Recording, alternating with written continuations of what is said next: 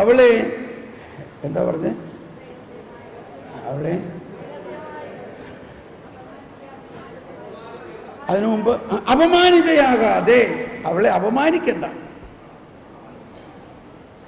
സ്നേഹമുള്ളവരെ, ഈ ഒരാശയം നമുക്ക് ഈ ക്രിസ്മസിന് അങ്ങ് സ്വീകരിച്ചാലോ?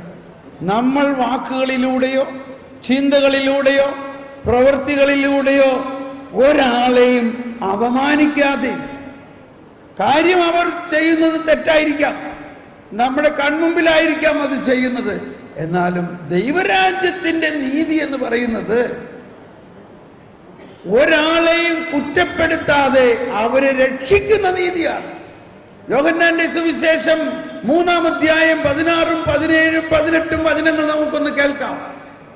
ദൈവം ലോകത്തെ ഇത്രമാത്രം സ്നേഹിച്ചു, തന്റെ ഏകജാതനെ നൽകാൻ തക്ക വിധം സ്നേഹിച്ചു. അവനിൽ വിശ്വസിക്കുന്ന ഏവനും നശിച്ചു പോകാതെ നിത്യജീവൻ പ്രാപിക്കുന്നതിനായി തന്റെ ഏകജാതനെ നൽകാൻ തക്കവിധം ദൈവം ലോകത്തെ അത്രമാത്രം സ്നേഹിച്ചു. മാത്യൂസ്, ഈ വോയിസ് ഒന്ന് കൂട്ടിയ മൈക്കിന്റെ ആ മൈക്കൊന്ന് ഒന്നുകൂടി വായിക്കാം. എല്ലാവരും കരമുയർത്തി വചനം ഒന്ന് സ്വീകരിച്ചുകൊണ്ട്. എന്തെന്നാൽ ഏവനും നിത്യജീവൻ പ്രാപിക്കുന്നതിന് വേണ്ടി തന്റെ ഏകജാതനെ നൽകാൻ തക്കവിധം ദൈവം ലോകത്തെ അത്രമാത്രം സ്നേഹിച്ചു.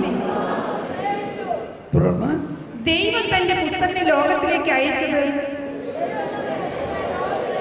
ലോകത്തെ ശിക്ഷയ്ക്ക് വിധിക്കാനല്ല, പ്രത്യുത അവൻ വഴി ലോകം രക്ഷ പ്രാപിക്കാനാണ്. അവനിൽ വിശ്വസിക്കുന്ന ഒരുവനും ശിക്ഷയ്ക്ക് വിധിക്കപ്പെടുന്നില്ല. വിശ്വസിക്കാത്തവനോ ദൈവത്തിന്റെ ഏകജാതന്റെ നാമത്തിൽ വിശ്വസിക്കായിക മൂലം നേരത്തെ തന്നെ ശിക്ഷയ്ക്ക് വിധിക്കപ്പെട്ടിരിക്കുന്നു. ഇവിടെ പറയുന്ന 3 കാര്യം, ഞാനിങ്ങനെ 3 കാര്യം വെച്ച് പറയാം ഇല്ലേ? ആദ്യം കേട്ട 3 കാര്യം എന്തായിരുന്നു? ദൈവത്തിൻ്റെ കൃപ, എന്നോട് കൃപയുണ്ടാകും. അതിൽ രണ്ടാമത്തെ കാര്യം, അത്യുന്നതങ്ങളായ ദൈവങ്ങൾ അവിടുന്ന് എല്ലാം നമുക്ക് ചെയ്തു തരും, നമുക്കെല്ലാം ചെയ്തു തരും.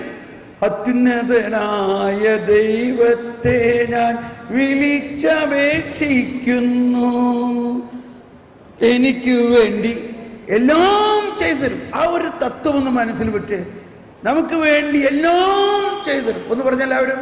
എനിക്ക് വേണ്ടി എല്ലാം ചെയ്തു തരുന്ന എന്റെ ദൈവം,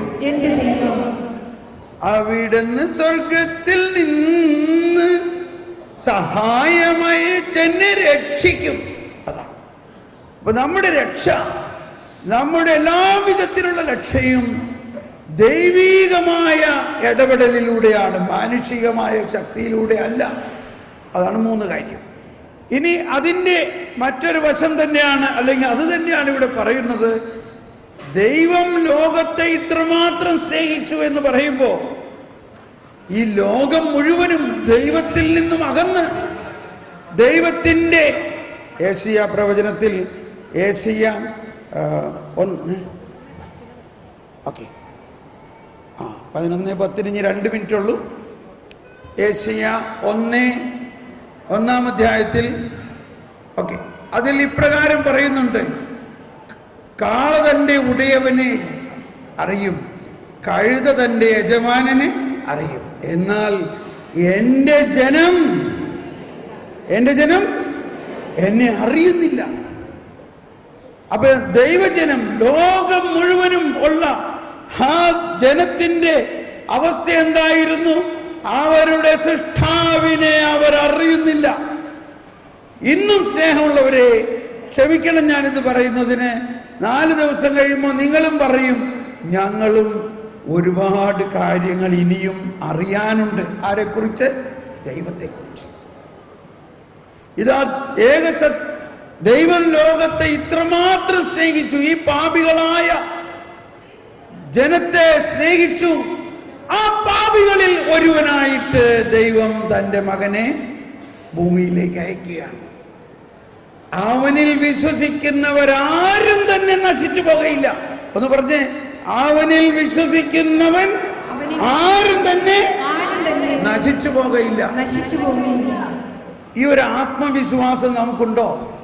ഇന്നിവിടെ വന്നിരിക്കുന്നവരെല്ലാവരും യേശുക്രിസ്തുവിൽ വിശ്വസിക്കുന്നത് കൊണ്ടല്ലേ നിങ്ങൾ ഇവിടെ വന്നിരിക്കുന്നത്? ആണോ? നിങ്ങളെല്ലാവരും യേശുക്രിസ്തുവിൽ വിശ്വസിക്കുന്നവരാണോ അല്ലയോ? ഹല്ലേലൂയ. അപ്പോ നിങ്ങൾക്ക് നിത്യജീവൻ ഇപ്പൊ തന്നെ ആരംഭിച്ചു കഴിഞ്ഞോ? Price the Lord. നിങ്ങളെ ആർക്കെങ്കിലും ശിക്ഷിക്കാൻ പറ്റുമോ? അവനിൽ വിശ്വസിക്കുന്നവരാരും തന്നെ ശിക്ഷിക്കപ്പെടുകയില്ല. യേശു തുറന്നു പറയാണ്, ദൈവം തന്റെ പുത്രനെ ലോകത്തിലേക്ക് അയച്ചത് ശിക്ഷയ്ക്ക് വിധിക്കാനല്ല, മറിച്ച് അവൻ മൂലം ലോകം മുഴുവനും രക്ഷ പ്രാപിക്കാൻ വേണ്ടിയാണ്. അപ്പോൾ ആദ്യം തന്നെ നമ്മളിൽ നിന്ന് അകലേണ്ട ഒരു ഭയം ശിക്ഷയെക്കുറിച്ചുള്ള ഭയമാണ്. നമ്മളിൽ ഉള്ള ഒരു ഭയം ശിക്ഷയെക്കുറിച്ചുള്ള ഭയം. യേശുക്രിസ്തുവിനോട് ഐക്യപ്പെട്ടിരിക്കുന്നവന് ഇനി ശിക്ഷാവിധി ഇല്ല. റോമാക്കാർക്ക് എഴുതിയ ലേഖനം 8-ാം അധ്യായത്തിൽ 1-ാമത്തെ വചനമാണ് പറയുന്നത്. ആകയാൽ ഇപ്പോൾ യേശുക്രിസ്തുവിനോട് ഐക്യപ്പെട്ടിരിക്കുന്നവർക്ക് ശിക്ഷാവിധി ഇല്ല. ഒന്നുകൂടി എല്ലാവരും ഏറ്റു പറഞ്ഞുകൊണ്ട്, ആകയാൽ ഇപ്പോൾ യേശുക്രിസ്തുവിനോട് ഐക്യപ്പെട്ടിരിക്കുന്നവർക്ക് ശിക്ഷാവിധി ഇല്ല. അപ്പൊ നമ്മൾ ഇനി ഇതിനെക്കുറിച്ചാണ് വിശദമായിട്ട് നമ്മൾ പഠിക്കേണ്ടത്. നമ്മളിപ്പോൾ ഈ പ്രഭാഷണം ആമുഖമായിട്ട് പറഞ്ഞത് നിർത്തുന്നു. ഇനി വിശദമായിട്ട് നമ്മൾ ഈ 4 ദിവസം ഈ ദൈവരാജ്യ അനുഭവത്തിലേക്കും ദൈവനീതിയുടെ അനുഭവത്തിലേക്കും നമ്മൾ വളരാൻ പോവുകയാണ്. ഹല്ലേലൂയ.